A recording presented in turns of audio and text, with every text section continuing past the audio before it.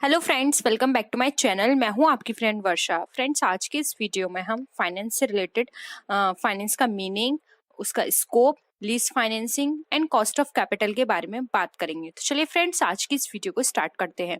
लेकिन वीडियो को स्टार्ट करने से पहले प्लीज मेरे चैनल को सब्सक्राइब कर लीजिए, और अगर आपने चैनल को सब्सक्राइब कर लिया है तो इस वीडियो को लाइक कीजिए और अपने फ्रेंड्स के साथ शेयर कीजिए। तो चलिए फ्रेंड्स, आज की वीडियो को स्टार्ट करते हैं।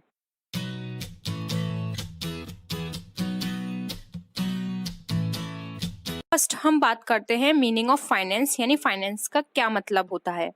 फ्रेंड्स, फाइनेंस अगर लिटरल मीनिंग की बात करें तो फाइनेंस का मतलब होता है फंड, जो कि मॉनेटरी एस्पेक्ट में बताया गया है, जो कि हमें कैपिटल एम्प्लॉयड बताता है। फ्रेंड्स, किसी भी बिजनेस में जब किसी फंड को इन्वेस्ट किया जाता है तो उसको फाइनेंस बोला जाता है, और कभी कभी हम उसको कैपिटल एम्प्लॉयड भी बोल देते हैं। तो finance, capital employed, fund, money, ये सब सिनोनियम्स हैं। बिजनेस को ऑपरेट करने के लिए उसमें मनी लगाई जाती है तो वो फाइनेंस कहलाती है।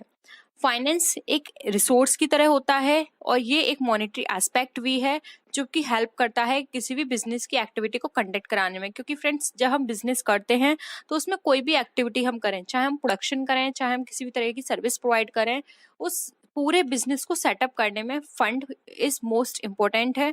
तो फंड के बिना हम किसी भी बिजनेस को ऑपरेट नहीं कर सकते हैं। अब हम बात करते हैं स्कोप की, कि स्कोप ऑफ फाइनेंस क्या है। पब्लिक फाइनेंस एक बिजनेस ऑर्गेनाइजेशन की तरह होता है, जो कि इसमें हम गवर्नमेंट्स को भी इंक्लूड कर सकते हैं, जैसे कि लोकल, स्टेट और फेडरल पर ये रेस करती हैं फंड को। और इसमें बहुत सारे आज के टाइम में इतने सारे इंस्टीट्यूशंस भी हैं, तो आप वहाँ से रेस कर सकते हैं किसी भी फंड को, जितना भी आपको ज़रूरत है। आजकल जितनी इतनी सारी ऑर्गेनाइजेशंस है वो हर तरह के फंड प्रोवाइड करती हैं, long term, short term, medium term. तो ये पब्लिक फाइनेंस एक बहुत ही अच्छा स्कोप है जिसके थ्रू फंड को रेज किया जा सकता है। सेकंड आता है securities and investment analysis. Security and investment analysis, इसके अंदर मेनली कवर किए जाते हैं जो भी रिस्क एंड रिटर्न होते हैं, उसको मेजर किया जाता है। नेक्स्ट है institutional finance. Institutional finance deal करते हैं हमारे कैपिटल फॉर्मेशन को, और ये इस हेल्प करते हैं हमारी ये एनालाइज करने में कि किसी भी ऑर्गेनाइजेशन को आगे वर्क करने के लिए कितने फाइनेंस की रिक्वायरमेंट होगी। इंटरनेशनल फाइनेंस जो होता है वो स्टडी करता है इकोनॉमिक ट्रांजैक्शंस को। ये ट्रांजैक्शंस किसी से भी रिलेटेड हो सकते हैं, जैसे कि नेशनल से रिलेटेड, किसी कॉरपोरेशन सेक्टर से, किसी इंडिविजुअल से रिलेटेड। तो ये किसी से भी रिलेटेड आपके किसी भी तरह के इकोनॉमिक एस्पेक्ट हो, उसकी ये स्टडी करता है। नेक्स्ट आता है फाइनेंशियल मैनेजमेंट। फाइनेंशियल मैनेजमेंट के अंदर फाइनेंस को मैनेज करने की टेक्निक्स बताई जाती हैं, कि किस तरह से आप फाइनेंस को मैनेज कर सकते हैं, कब कितना फंड की रिक्वायरमेंट होगी, कहाँ से उसको रेस करना है, कितना कितना किस किस लेवल पर या किस किस एस्पेक्ट पर हमें स्पेंड करना है। ये सारी चीज़ें फाइनेंशियल मैनेजमेंट के अंदर डिस्कस की जाती हैं। अब हम बात करते हैं लीज फाइनेंसिंग की। लीज फाइनेंसिंग, जैसा कि फ्रेंड्स नाम से ही यहाँ पे पता चल रहा है, लीज फाइनेंसिंग एक न्यू कॉन्सेप्ट है जो कि शॉर्ट टर्म फाइनेंस के लिए मोस्टली यूज किया जाता है। लीजिंग कंपनी अपनी जो बिजनेस होती है वो फंड प्रोवाइड करती हैं, और साथ में वो कुछ fix assets as a security रखती हैं। तो अगर किसी भी पर्सन को फंड की रिक्वायरमेंट है तो अपनी वो किसी भी तरह की फिक्स असेट्स को वहाँ पे एज ए सिक्योरिटी रख सकता है और फंड्स वहाँ से ले सकता है। इसलिए इस पूरी प्रोसेस को लीज फाइनेंसिंग कहा जाता है। लीज फाइनेंसिंग के अंदर फिक्स असेट्स परचेस की जाती है, और यहाँ पर आपको कुछ ना कुछ मॉर्गेज रखना होता है। तो लीज फाइनेंसिंग आज के टाइम में, अगर हम शॉर्ट फाइनेंस की बात करें, तो बहुत ही पॉपुलर है। कॉस्ट ऑफ कैपिटल हमें बताता है कि हमने अपने बिजनेस में या फिर कहीं भी हमने जो भी इन्वेस्ट किया है वहां से हमें कितना रेट ऑफ रिटर्न मिलेगा, वो हमें कॉस्ट ऑफ कैपिटल बताता है। जैसे कि यहाँ पर एक डेफिनेशन दी हुई है जे हैम्पटन की।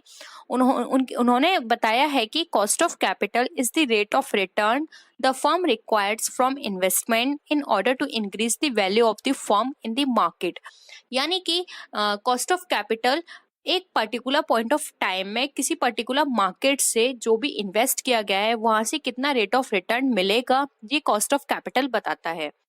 नेक्स्ट हम बात करते हैं कॉस्ट ऑफ कैपिटल के ही अंदर इसकी इम्पोर्टेंस की। तो कॉस्ट ऑफ कैपिटल की क्या इंपॉर्टेंस होती है। फ्रेंड्स, फर्स्ट इंपॉर्टेंस है comparative study of financial resources. इसके अंदर हम कंपैरेटिव स्टडी कर सकते हैं, जैसे कि फॉर एग्जांपल अगर हम किसी भी जगह अपने फंड को इन्वेस्ट करते हैं तो वहाँ हम देख सकते हैं कि हमें किस सोर्स से, जहाँ भी हमने इन्वेस्ट किया है वहाँ से हमें कितना रेट ऑफ रिटर्न मिल रहा है। तो हम इजिली एनालाइज कर सकते हैं, कंपैरिजन कर सकते हैं उनमें कि हमें ऑप्शन ए से ज़्यादा रिटर्न मिल रहा है या ऑप्शन बी से। तो अगर जहाँ पर हमें रिटर्न ज़्यादा मिलेगा हम ऑफकोर्स वहाँ पर स्विच ओवर कर जाएंगे और अपने जो भी फंड होगा हमारे पास हम उसको वहाँ इन्वेस्ट करेंगे। नेक्स्ट आता है हेल्पफुल इन इन्वेस्टमेंट डिसीजन। जैसा कि अभी मैंने पहले बताया था कि ये हमारी हेल्प करता है इन्वेस्टमेंट डिसीजन में, क्योंकि हम इजिली कंपैरिजन कर लेते हैं। नेक्स्ट है डिटर्मिनेशन ऑफ कैपिटल स्ट्रक्चर। इससे हम डिटरमाइन भी कर सकते हैं कि हमारा कैपिटल स्ट्रक्चर किस तरह का होना चाहिए। कैपिटल स्ट्रक्चर मेनली दो एस्पेक्ट पे इंक्लूड होता है, इक्विटी एंड डेट। तो अगर हमारा इक्विटी हमें इजीली अवेलेबल है तो हम इक्विटी पे इन्वेस्ट करेंगे, लेकिन अगर हमें लगता है कि डेट पोर्शन पर हमें इंटरेस्ट ज़्यादा नहीं देनी है, वो हमारे लिए ज़्यादा अच्छा है, तो हम वहाँ पे अपना इन्वेस्ट करेंगे। तो ये बहुत ही अच्छा कॉन्सेप्ट है कॉस्ट ऑफ कैपिटल का, जो कि हमें हेल्प करता है कैपिटल स्ट्रक्चर को डिटरमाइन करने में। नेक्स्ट है evaluation of financial performance of top management. इसके अंदर टॉप मैनेजमेंट की जो फाइनेंशियल परफॉर्मेंस होती है उसको इवैल्यूएट करने के लिए भी ये हेल्प करता है कि जो भी मैनेजमेंट एक्टिविटी कंडक्ट करी गई है, जो भी प्लानिंग बनाई गई है, उसके अकॉर्डिंग कितना आउटपुट हमें मिल रहा है, हमारी फर्म की कितनी ग्रोथ हो रही है, कितनी प्रॉफिट रेट जो है वो कितना जा रहा है। इस तरह से हम इजिली परफॉर्मेंस को मेजर कर सकते हैं। नेक्स्ट है importance in rational allocation of national resources. अब यहाँ पे कॉस्ट ऑफ कैपिटल हमें राशनल एलोकेशन में हेल्प करती है, क्योंकि इसमें हम इजीली कंपैरिजन कर लेते हैं डायरेक्टली कि हमें कहाँ से कितना रिटर्न मिल रहा है, और अगर हमें जहाँ से रिटर्न ज़्यादा मिलेगा राशनली वही हमारे लिए ज़्यादा बेनिफिट वाला होगा, क्योंकि हर कंपनी कोशिश करती है कि उसे ज़्यादा से ज़्यादा रिटर्न मिले। जो भी वो आउटपुट इनपुट लगा रही है कंपनी में, जितना उसने इन्वेस्ट किया है उससे डबल उसको मिल जाए, तो ये बहुत ही अच्छा सोर्स है। नेक्स्ट हम बात करते हैं कि कॉस्ट ऑफ कैपिटल को हम डिटरमाइन किस तरह से कर सकते हैं। तो फ्रेंड्स, कॉस्ट ऑफ कैपिटल को डिफरेंट एस्पेक्ट है उसके थ्रू डिटरमाइन किया जा सकता है। जैसे कि फर्स्ट है बोरोड कैपिटल। बोरोड कैपिटल ये कंपनी जब भी किसी एक्सटर्नल पार्टी से बोरो करती है फंड, ये किसी से ही बोरो कर सकती है। एक्सटर्नल पार्टी हो सकती हैं, खुद उसके एम्प्लॉयज़ हो सकते हैं, एग्जिस्टिंग एम्प्लॉयज़, या फिर कंपनी चाहे तो किसी भी इंस्टीट्यूशन से, फाइनेंशियल इंस्टीट्यूशन से बोरो कर सकती है। तो इस तरह से अगर कंपनी बोरो करती है फंड तो ये हेल्प करती है कॉस्ट ऑफ कैपिटल को डिटरमाइन करने में। नेक्स्ट आता है प्रेफरेंस शेयर कैपिटल। जैसे कि आप सबने पहले ही पढ़ा होगा कि प्रेफरेंस शेयर कैपिटल क्या होती है। प्रेफरेंस शेयर कैपिटल वो कैपिटल होती है जो कि प्रेफरेंस शेयर को सोल्ड आउट करने से प्राप्त होती है। तो प्रेफरेंस शेयर कैपिटल भी हेल्प करता है कॉस्ट ऑफ कैपिटल को डिटरमाइन करने में। थर्ड ऑप्शन आता है हमारे पास equity share capital. Equity share capital वो होते हैं जो कि कंपनी के ओनर कहलाते हैं, इनको प्रेफरेंस नहीं होता है। तो ये आपने पहले पढ़ा होगा, तो हम इस पे इतना डिटेल नहीं पढ़ेंगे। हम कोशिश करेंगे हमारे एग्जाम से रिलेटेड बस कुछ इंपॉर्टेंट चीज़ें हैं उनको हम जल्दी से पढ़ें। तो इक्विटी शेयर कैपिटल भी हमारी हेल्प करता है कॉस्ट ऑफ कैपिटल को डिटरमाइन करने में। लास्टली आता है retain earning. Retain earning friends वो पार्ट होता है जो कि प्रॉफिट से एक सर्टेन परसेंटेज कंपनी बचा के चलती है। रिटेन अर्निंग फ्यूचर के लिए बचा के रखा जाता है कि कभी फ्यूचर में किसी तरह की कोई प्रॉब्लम क्रिएट हो जाए या फिर किसी तरह की कोई अनहैपनिंग हो जाए, तो उस टाइम रिटेन अर्निंग से वो लोग काम कर सकते हैं। रिटेन अर्निंग मोस्टली किसी बड़े लार्ज एक्सपेंसेस के लिए यूज़ की जाती है, जैसे कि किसी बिल्डिंग को किसी नई बिल्डिंग बनवानी है, या फिर कोई मशीन बड़ी खरीदनी है, या फिर किसी भी तरह के मोस्टली जो भी प्रिलिमिनरी एक्सपेंसेस होते हैं, किसी नई ब्रांच को ओपन करवाना है, तो वहाँ पे रिटेन अर्निंग हेल्प करती है। तो ये कुछ रिटेन अर्निंग जो होती है, ये कुछ जो भी प्रॉफिट कंपनी का होता है उसका कुछ सर्टेन पोर्शन रिटेन अर्निंग की तरह एक जगह सेव कर दिया जाता है। तो फ्रेंड्स, ये था हमारा कॉस्ट ऑफ कैपिटल जिस फाइनेंस, और हमने जाना कि हमारे क्या इम्पोर्टेंस है कॉस्ट ऑफ कैपिटल की, और साथ ही साथ हमने लीज फाइनेंसिंग के बारे में भी जाना। तो फ्रेंड्स, आई होप आपको एक छोटा सा ओवरव्यू मिल गया होगा कि ये क्या होते हैं, किस तरह से कैलकुलेट किए जाते हैं और इसकी क्या इम्पोर्टेंस है। तो एग्ज़ाम में इससे रिलेटेड बहुत ही इस तरह के क्वेश्चंस पूछे जाते हैं जो कि आप इजीली आंसर कर पाएंगे। जैसे कि आपको कॉस्ट ऑफ कैपिटल दे दी होगी और साथ में आपको कुछ ऑप्शंस दे दिए होंगे, फिर बता दिया जाएगा कि बताइए कि इसमें से कॉस्ट ऑफ कैपिटल को कौन सी एस्पेक्ट है वो डिटरमाइन करता है या फिर कॉस्ट ऑफ कैपिटल में इंक्लूड किया जाता है। तो आपको वहाँ पे इजीली बताना होगा कि ये एस्पेक्ट है जो कॉस्ट ऑफ कैपिटल में इंक्लूड होते हैं। जैसे कि हमने डिस्कस किए थे, बोरोड कैपिटल है, preference share capital, equity, retain earning, तो ये कॉस्ट ऑफ कैपिटल में इंक्लूड होते हैं। फर्स्ट फुल फॉर्म है फेरा, जिसकी फुल फॉर्म होती है foreign exchange regulation act. Second है फेमा, जिसको बोलते हैं foreign exchange management act. Next है DGFT, director general foreign trade. CII यानी confederation on Indian industry. Next है फिक्की, जिसको बोलते हैं federation of Indian chamber of commerce and industry. Next है फिडाई, जिसको फुल फॉर्म है foreign exchange dealers association of India. Next है ONGC यानी oil and natural gas corporation. Next है MMTC यानी minerals and metals trading corporation. Next है MSTC, जिसकी full form है metal scrap trading corporation. Next है OGL यानी कि ओपन जनरल लाइसेंस। नेक्स्ट है FII, जिसकी फुल फॉर्म है फॉरेन इंस्टीट्यूशनल इन्वेस्टर। नेक्स्ट है IRBI यानी international reconstruction bank of India. Next है SIDBI, जिसकी फुल फॉर्म है small industrial development bank of India. Next है CRR, जिसकी फुल फॉर्म है कैश रिजर्व रेशियो। नेक्स्ट है SLR, जिसकी फुल फॉर्म है स्टैट्यूटरी लिक्विडिटी रेशियो। नेक्स्ट है CDS, जिसकी फुल फॉर्म है सर्टिफिकेट ऑफ डिपॉजिट्स। नेक्स्ट है SEBI, जिसकी फुल फॉर्म है stock exchange board of India. Next है IPO, जिसकी फुल फॉर्म है इनिशियल पब्लिक ऑफर। नेक्स्ट है BSE, जिसकी फुल फॉर्म है बॉम्बे स्टॉक एक्सचेंज। नेक्स्ट है OTCEI यानी कि over the counter exchange of India. Next है NSE यानी कि नेशनल स्टॉक एक्सचेंज।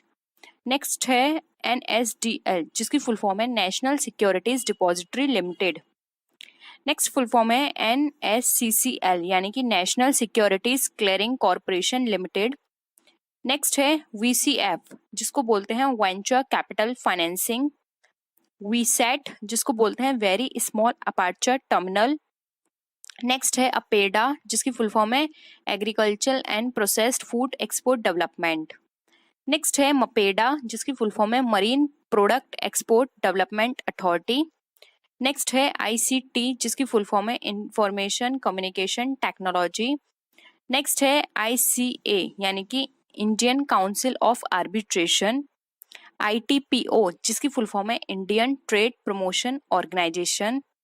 नेक्स्ट है IIP यानी कि Indian institute of packaging. Next है UNDO यानी कि united nation development organisation. ITC international trade centre. Next है SAGE special economic zone. Next है EPC यानी कि export promotion council. DGFT director general of foreign trade. DGCI director general of commercial intelligence. HACCP यानी कि hazard analysis and critical control point. Friends, export से related है। ECGC export credit guarantee corporation. FIEO यानी कि federation of Indian export organisation. MSTC metal scrap trading corporation. STC यानी कि spices trading corporation. CLE council for leather export. MDA market development assessment. MAI market assess initiative. MIBOR Mumbai inter bank offer rate. MIBID Mumbai inter bank bid rate. LIBOR London inter bank offer rate. LIBID London inter bank bid rate. Friends, ये सब हमारे stock exchange से related हैं। EPCG export promotion capital goods. BEPB यानी कि duty entitlement passbook scheme. Next है STP यानी कि सॉफ्टवेयर टेक्नोलॉजिकल पाथ। EHTP यानी कि electronic hardware technological path, EOU यानी कि एक्सपोर्ट ओरिएंटेड यूनिट, DD यानी कि ड्यूटी ड्रॉबैक, एक्जिम यानी कि export import, TBI tea board of India, CBI coffee board of India, SBI spices board of India, RBI रबड़ board of India, PTI की full form है press trust of India, bolt जिसकी full form है Bombay online trading system, F&O यानी कि future and option, S&P CNX Nifty जिसकी full form है standard and poor CRISIL index Nifty, LTP last trade prices, WDMS यानी कि wholesale डेप्ट market segment, CMS capital market segment. तो friends ये थे कुछ इंपॉर्टेंट फुल फॉर्म्स जो कि पूछी जाती हैं एग्जाम्स में बहुत ही ज़्यादा। हम कोशिश करेंगे और भी अगर किसी तरह की फुल फॉर्म्स हमें मिलती हैं जो कि पूछी गई हैं तो हम उसको भी इंक्लूड करने की कोशिश करेंगे अपनी नेक्स्ट वीडियो में। तो फ्रेंड्स ये वीडियो आपको कैसी लगी प्लीज़ ज़रूर बताइएगा, और किसी भी तरह की कोई भी क्वेरी या सजेशन देना चाहते हैं तो आप नीचे कॉमेंट सेक्शन में लिख सकते हैं, या फिर आप मेरे फेसबुक पेज या इंस्टा ID पे भी किसी भी तरह की क्वेश्चन को आप पूछ सकते हैं। तो चलिए फ्रेंड्स नेक्स्ट वीडियो में हम फिर मिलेंगे और भी अच्छी वीडियोस के साथ, तब तक के लिए बाय बाय।